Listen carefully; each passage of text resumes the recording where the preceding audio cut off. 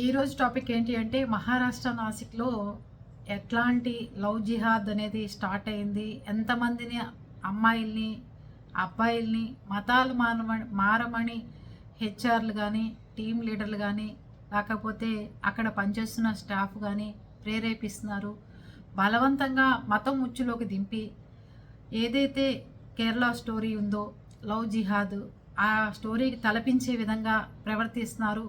ఒక టీసీఎస్ కంపెనీలో సాఫ్ట్వేర్ రంగాల్లో ఇంజనీర్లు అంటే ఎలాంటి కల్మషాలు లేకుండా ఎవరు ఉద్యోగాలు వాళ్ళు చేసుకుంటారు, లేకపోతే ఏదో చిన్న చిన్న ఉంటాయి అనుకుంటాం. కానీ మతాలు మార్చటాలు, మతం గురించి అంత పిచ్చ ఉండటాలు ఒక సాఫ్ట్వేర్ రంగంలో ఇంత ఇదిగా నాటుకుపోతుందా అనిపించే విధంగా ఉంది. లవ్ జిహాద్ పేరుతో ఎంతోమంది అమ్మాయిల్ని లొంగ తీసుకోవడం, వాళ్ళకి బలవంతంగా పెళ్లి చేసుకోవడం, బలవంతంగా నమాజ్ చదివించడం, బలవంతం చేసి బెదిరించి వాళ్ళని ఇబ్బందికరంగా మార్చడం చేస్తున్నారు. ముఖ్యంగా చెప్పాల్సింది ఏంటి అంటే హిందూ అమ్మాయిలు ఎక్కడైతే ఉన్నారో వాళ్ళందరినీ టార్గెట్ చేస్తున్నారట.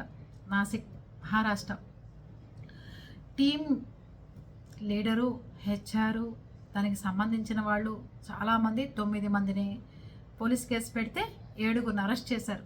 7గురిలో దాంట్లో 6గురు మగవాళ్ళు అయితే ఒక అమ్మాయి కూడా ఉందిట. ఆడవాళ్ళు కూడా లవ్ జిహాద్ పేరుతో లేకపోతే ఒక మతాన్ని ప్రచారం చేయాలి, ఆ మతానికి మీరు నమాజ్ చేయాలి అని చెప్పి ఇబ్బంది పెట్టే పరిస్థితి. సాఫ్ట్వేర్ రంగంలో అందరికీ చెప్పేది ఏంటి అంటే సాఫ్ట్వేర్ కంపెనీల్లో ఇప్పుడే ఇక్కడ టీసీఎస్ లాంటి పెద్ద కంపెనీలో బయటపడ్డాయి. ఇంకా ముందు ముందు ఎట్లాంటి కంపెనీల్లో ఏమేమి ఉన్నాయో అన్ని పోలీసులు వెలికి తీస్తున్నారు. దాంట్లో పనిచేస్తున్న ఒక అమ్మాయికి వాళ్ళు చేసే పనులు, వాళ్ళ చేష్టలు నచ్చలేదు. చూసింది అందరూ ఏంటి తేడాగా ఉంటున్నారు, ఎందుకు ఇలా ప్రవర్తిస్తున్నారు అని. అక్కడున్న అబ్బాయిలు పెళ్ళైంది, ఆ టీం మేనేజర్కి ఇద్దరు పిల్లలు ఉన్నారట అతనికి. అయినా సరే ఒక అమ్మాయిని లొంగ తీసుకుని పెళ్లి చేసుకుని మతం మార్చి రోజు నమాజ్ చదవమని చెప్పి శివుణ్ణి, వినాయకుడిని, కృష్ణుణ్ణి, ఇంకా మన దేవుళ్ళందరినీ తిట్టడం, అవమానపరచడం, కించపరచడం, హిందూ మతం అంటే చాలా తేలిగ్గా చులకనగా మాట్లాడటం, ఇవన్నీ చేస్తున్నట్ట టీసీఎస్ కంపెనీలో. అంతేకాకుండా ఫస్ట్ ఆడపిల్లలకు కానీ మగపిల్లలకు కానీ చెప్పేది ఏంటి అంటే ఎవరితో అయినా ఎంతవరకు ఉండాలో అంతవరకు ఉండటం ప్రతి ఒక్కరికి అవసరం. ఈ టీసీఎస్ కంపెనీలో ఈ టీం ఏదైతే ఉందో వీళ్ళందరూ కలిసి ఫస్ట్ మీరు ఎక్కడి నుంచి వచ్చారు, ఏ ఊరు నుంచి వచ్చారు, మీ కులం ఏంటి, మీ మతం ఏంటి, మీ ఇంట్లో ఎంత కుటుంబ సభ్యులు ఉంటారు, ఎంతమంది ఉంటారు అని చెప్పి వాళ్ళు ఎంక్వైరీ లాక్కుంటారు. మీ వీక్నెస్లు ఏంటని పట్టుకుంటారు. మీ ఇంట్లో ఎవరికైనా గొడవలు ఉన్నాయా, తగాదాలు ఉన్నాయా, అసలు ఏంటి మీ బ్యాక్గ్రౌండ్ అంతా ఫస్ట్ చూసుకుంటారు. అప్పుడు వీళ్ళు ఈ లవ్ జిహాద్ అనేది ఒకటి ప్రవేశపెట్టి మీ వీక్నెస్లన్నీ కనుక్కొని అప్పుడు మొదలు పెడుతున్నట్ట. అందుకని కంపెనీలో ఆడవాళ్ళు కానీ మగవాళ్ళు కానీ ప్రాణ స్నేహితురాలని చెప్పి నమ్మేసేయకండి. ఇక్కడ కూడా టీసీఎస్లో అందరూ 2 ఇయర్స్ నుంచి పనిచేస్తున్నారు. 2 ఇయర్స్ నుంచి వాళ్ళని నమ్మకంగా నమ్మించి మాయ చేసి వాళ్ళ వల్లోకి తీసుకుని వాళ్ళు ఇంకా వీళ్ళు చెప్పింది నేను చెయ్యను అనే స్టేజ్కి తీసుకొచ్చి ఇంకా వీళ్ళు ఏం చెప్తే అది చేస్తాం మేము అనే స్టేజ్కి వాళ్ళని తీసుకొచ్చారు. అలా లొంగ తీసుకున్నారు వాళ్ళని. ఒక అమ్మాయికి అనుమానం వచ్చి అంత గమనించడం మొదలుపెట్టిందిట. ఇంకో అమ్మాయి దగ్గరికి వెళ్ళిందిట. ఏంటి మన ఫ్రెండ్స్ అందరూ అలా తేడాగా ఉన్నారు, ఇదేంటి కానీ ఇట్లా జరుగుతోంది, ఇట్లా అనుమానంగా ఉందంటే నేను కూడా ఆ ట్రాప్లో ఉన్నాను, నేను కూడా అలా లొంగిపోయాను వాళ్ళకి అని చెప్పింది. ఏడ్చిందిట పాప మా అమ్మాయి, ఆ టీసీఎస్లో జాబ్ చేస్తున్న అమ్మాయి. అవునా అలా ఎందుకు జరిగిందని చెప్పి వీళ్ళిద్దరూ కలిసి వెళ్ళి పోలీసులకు కంప్లైంట్ ఇచ్చారు. పోలీసులు ఫస్ట్ కేసు తీసుకోవడానికి ఇష్టపడాల, కానీ అక్కడున్న వాళ్ళు ముందు ఉండు అని చెప్పి పోలీసులే మారు వేషంలో వచ్చి ఆ టీసీఎస్ కంపెనీలో 2 నెలలు పనిచేస్తారట మఫ్టీలు. ఎలా వచ్చారో తెలుసా, పనివాళ్ళగా చేరారట. టీసీఎస్ కంపెనీలో పోలీసులు పనివాళ్ళగా చేరి ఇది కొంతమందినే కాదు ఇక్కడ ప్రతి ఒక్కళ్ళని మతం మారుస్తున్నారు, మారిన వాళ్ళని లొంగ తీసుకుంటున్నారు, బెదిరిస్తున్నారు, బ్లాక్మెయిల్ చేస్తున్నారు. అవసరమైతే కొంతమంది ఆడపిల్లలు సగానికి సగం మంది ప్యాకేజీల కోసము, వాళ్ళ ట్రాన్స్ఫర్ల కోసము, వాళ్ళ సీట్లు పదిలంగా ఉండటం కోసము అని లొంగిపోయారు అని చెప్పి పోలీసులు కనిపెట్టి వాళ్ళే వెళ్ళి వీళ్ళ మీద కేసులు పెట్టి 7గురిని అరెస్ట్ చేశారు. 9 మంది మీద కేసులు పెట్టారట. అర్థమైందా? ఉద్యోగానికి వెళ్ళామంటే ఎన్ని రకాలుగా ఉన్నాయో చూడండి పరిస్థితులు.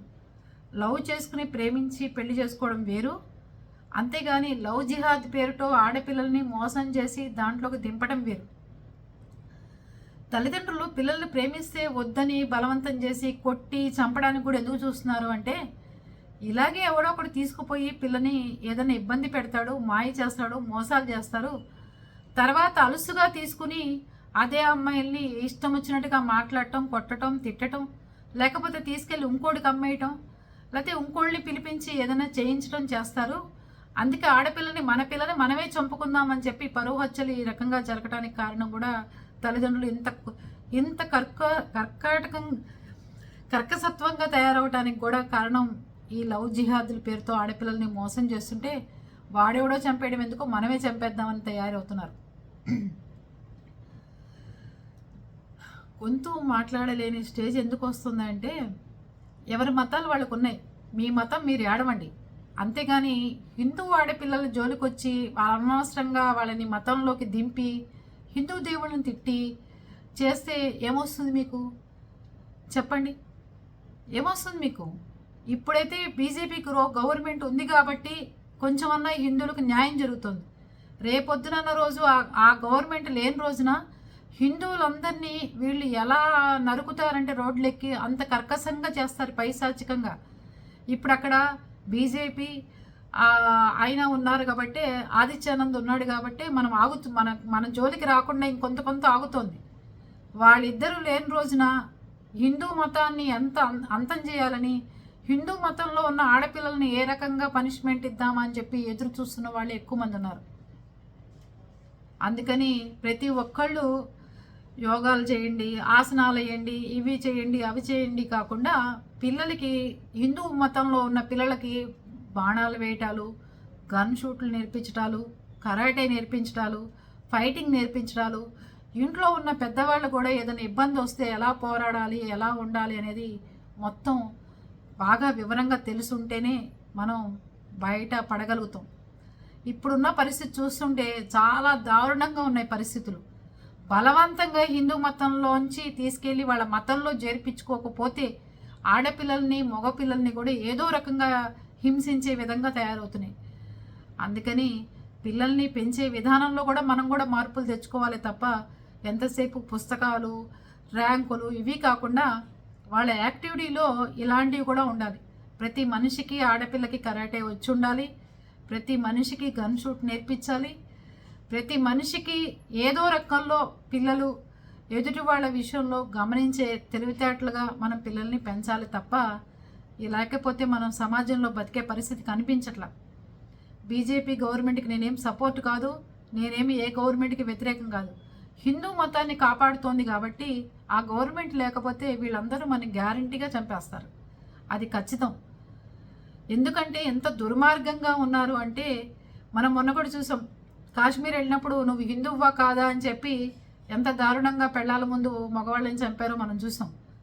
ఇట్లాంటిదే ఇంత మతోన్మాదులు సాఫ్ట్వేర్ కంపెనీల్లో కూడా కూర్చుని ఆడపిల్లల్ని నడిపిస్తున్నారు అంటే ఏం చేయాలి? వాళ్ళని ఉరి తీయాలి, అవునా?